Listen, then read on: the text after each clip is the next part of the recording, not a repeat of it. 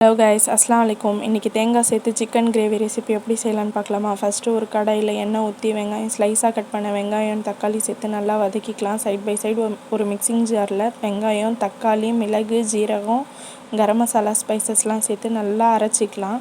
நல்லா அரைச்சிட்டு வெங்காயம் தக்காளி நல்லா வதங்கினதுக்கப்புறமா அதில் அந்த மிக்சியில் அரைச்ச அந்த பேஸ்ட்டையும் சேர்த்து நல்லா கொதிக்க விட்டுக்கலாம். நல்லா கொதித்து அந்த வெங்காயம் தக்காளியோட ராஸ்மெல் போனதுக்கப்புறம் ஜிஞ்சர் கார்லிக் பேஸ்ட்டை சேர்த்து நல்லா வதக்கிக்கலாம். அதோட பச்சை வாசனை போனதுக்கப்புறமா மஞ்சத்தூள், மிளகாய்த்தூள், குழம்பு மிளகாய்த்தூள் சேர்த்து நல்லா வதக்கி விட்டுட்டு 1 kg சிக்கன் சேர்த்து அதையும் நல்லா மிக்ஸ் பண்ணி நல்லா வதக்கி விட்டுட்டு ஒரு 2 உருளைக்கிழங்கு தோல் சீவிட்டு அதையும் நல்லா கட் பண்ணிவிட்டு உருளைக்கிழங்கும் சேர்த்து நல்லா மூடி வச்சு வேக விட்டுக்கலாம்.